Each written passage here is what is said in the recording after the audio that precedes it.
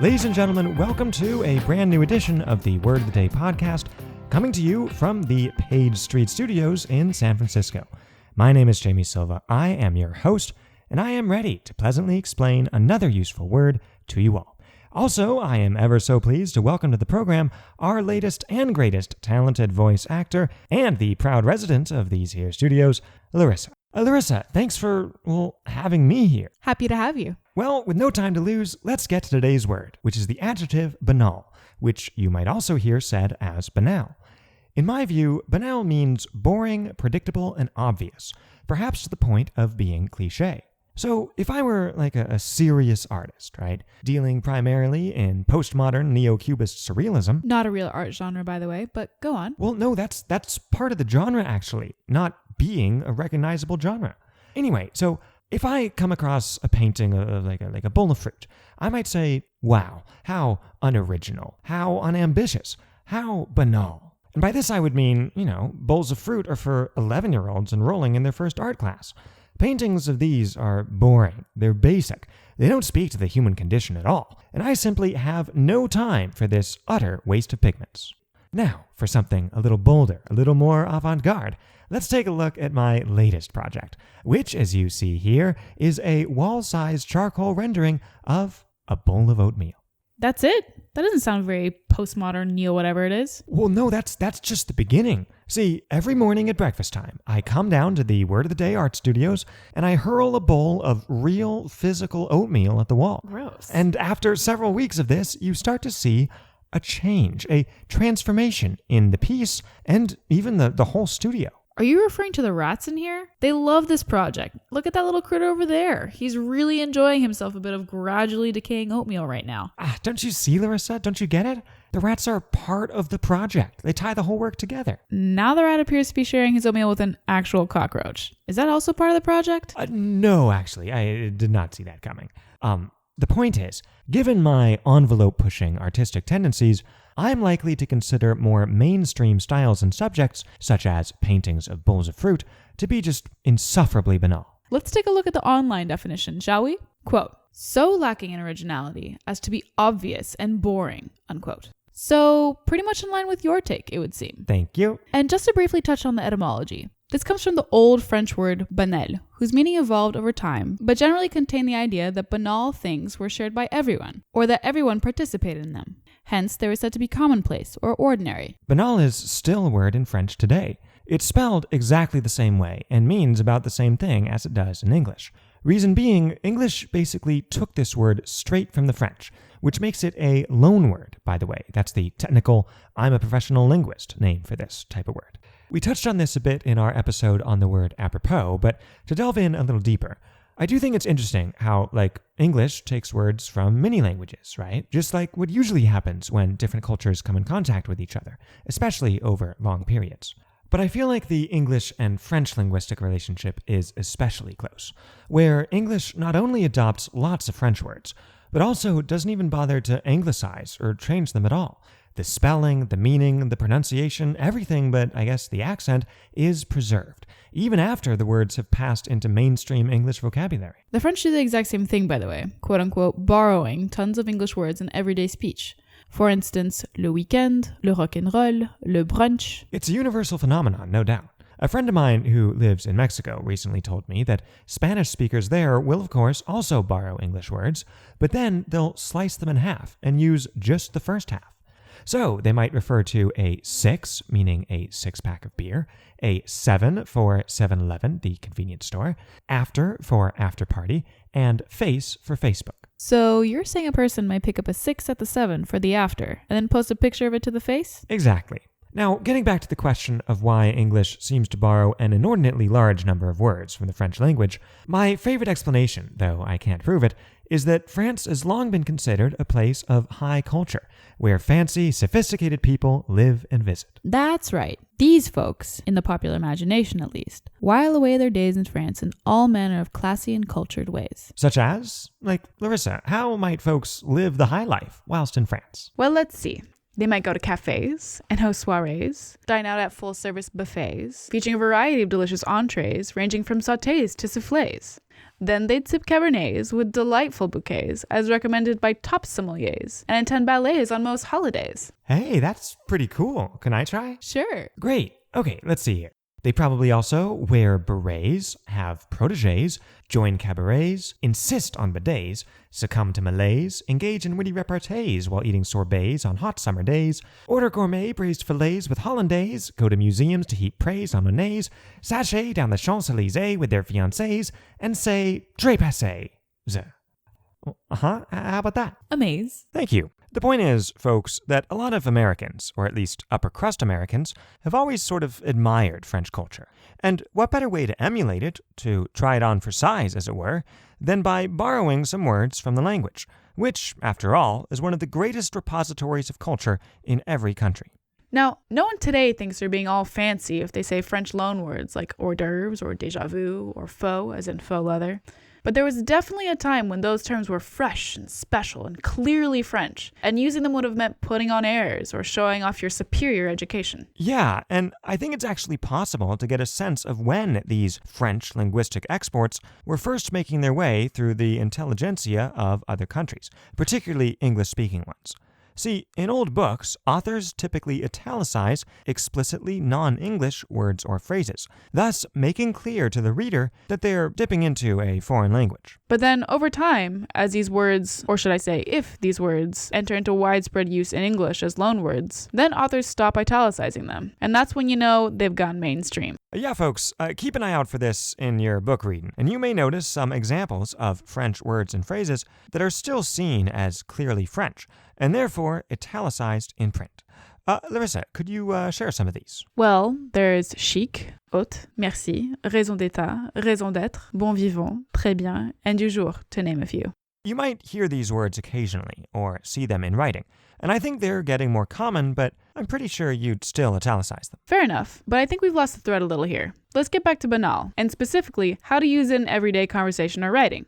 Banal is perfect for situations where you're so used to something, or you've seen it so often before that you know exactly what to expect, and so you find it all so blah and bland, and maybe even a little sad. Yeah, like you might even feel bad for the people who enjoy whatever it is, or who are content with its dreary, predictable sameness. Importantly, though, banality, which is just the noun form, the state of being banal, banality is very much in the eye of the beholder. For example, since I've been in an elevator like a bajillion times, it's a pretty banal experience for me.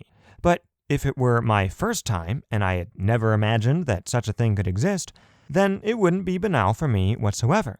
And instead, it might be thrilling and mysterious and scary. But once this hypothetical easily impressed Jamie started working in an office and riding that elevator every day, probably after a while it would become merely interesting, and then unremarkable, and then dull, and eventually perhaps even banal. That's true. But it doesn't have to work like this.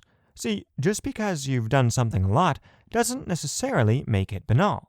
I think viewing things as banal is as much about your attitude and even your outlook on life as it is your experiences. Like in that elevator example, I might ride it several times a day and not be too bothered, or think about it much at all. But if eventually, when I get in, I think to myself, man, another dumb elevator ride, never changes.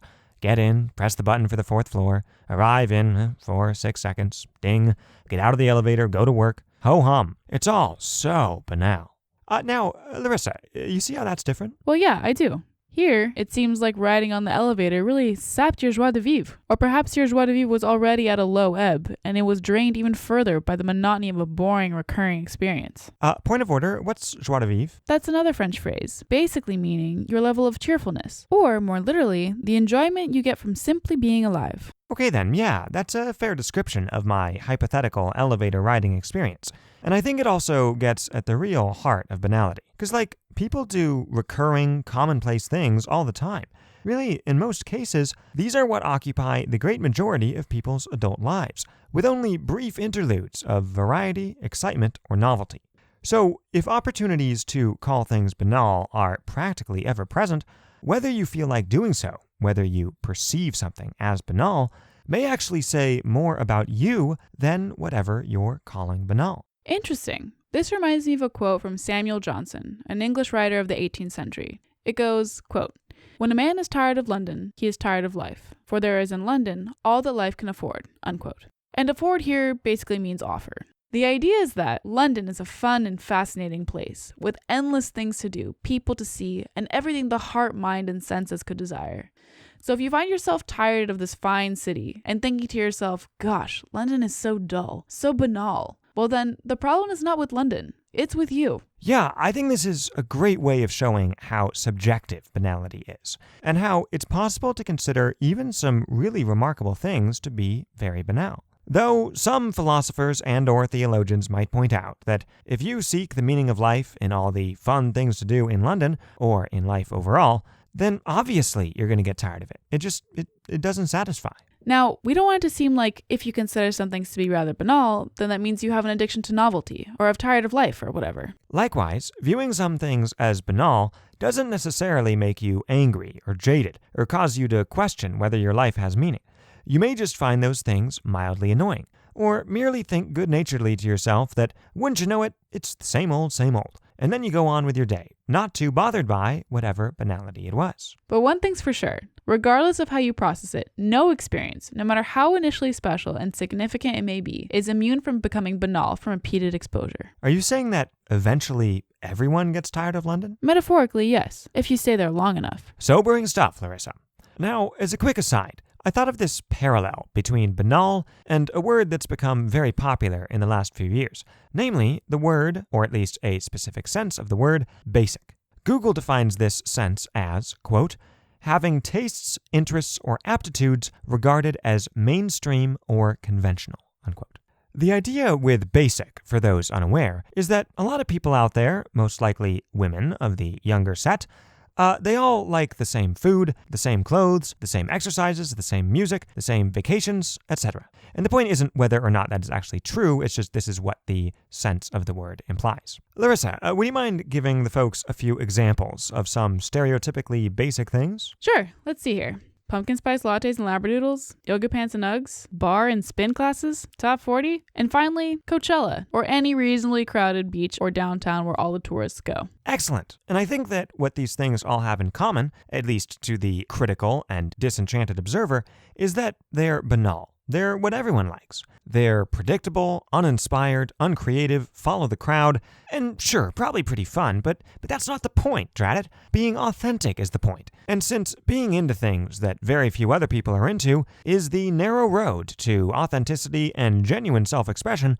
basic things and basicness itself must clearly be avoided at all costs. As a corollary to this, I think it's fair to say that hipsters take pride in eschewing banalities in all their forms. And oh, by the way, they consider tons of things to be banal. If it's mainstream, unoriginal, and popular, no self-respecting hipster would be caught dead doing it, unless they're doing so ironically, of course. Ultimately, folks, banal is a very useful word, because depending on your circumstances, mood, and personality, most anything can be banal. Conversations, of course, especially if they're of the shorter, inconsequential, small talk variety. You might also speak of banal pop songs that go on and on about how much fun we're going to have tonight while partying. Or banal superhero movies that sport about 5 times as many punches and or gratuitous explosions as moments of faintly compelling dialogue. Or banal political speeches extolling the importance of providing good paying jobs for hard-working American families. Since these are exactly the things you would expect to see and hear, and no one involved is thinking outside the box in the least, describing them as banal would be pretty apt. Indeed.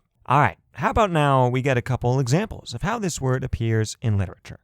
Example number 1 comes from the book The Job by American author Sinclair Lewis. Quote, Captain Lou Golden was an almost perfect type of the petty, small-town, middle-class lawyer. He had never been captain of anything except the Crescent Volunteer Fire Company, but he owned the title because he collected rents, wrote insurance, and meddled with lawsuits. On warm days, he appeared in the street in his shirt sleeves and discussed the comparative temperatures of the past 30 years with Dr. Smith and the Mansion House bus driver. He never used the word beauty except in reference to a setter dog. Beauty of words or music, of faith or rebellion did not exist for him. He rather fancied large, ambitious, banal red and gold sunsets, but he merely glanced at them as he straggled home and remarked that they were, quote, nice, unquote. Whew, doesn't that just make you sad? It honestly does. People who are simultaneously thoroughly dull and entirely self-satisfied often have that effect. Anyway, example number 2 is from The Way of Ambition by Robert Smith Hitchens. Quote, for 3 months, Claude had done no work. Charmian and he had been to Italy for their honeymoon and had visited, among other places, Milan, Florence, Siena, Rome, and Naples. They had not stayed their feet at the Italian lakes. Charmian had said, every banal couple who wants to pump up a feeling of romance goes there. Don't let us join the round-eyed, open-mouthed crowd and be smirked at by the waiters. I couldn't bear it, unquote. Excellent. Well, folks, that'll do it for the examples, and that'll do it for today's show. Thank you all so much for tuning in, and Larissa, thanks so much for joining me. Of course, it was my pleasure. One thing, though, you might want to have a word with producer Pete. I heard him grumbling in the corner, something about how, show after show after show, nothing ever changes, same intro, same outro music, same silly words, blah, blah, blah. I don't know, it was something like that. Oh, well, it sounds like someone is tired of London, because this is a fantastic place to work, Larissa. Everybody loves it. Also, the words are not silly. I'm sorry. Yeah, I'm going to have a little chat with him. Anyway, folks, this has been another edition of the Word of the Day podcast. We hope you enjoyed it, and if you know of anyone who complains about having the same old boring vocabulary day after day after day, perhaps share this show with them. Until next time then, this is Jamie Silva saying farewell, thank you for listening, and of course, have a great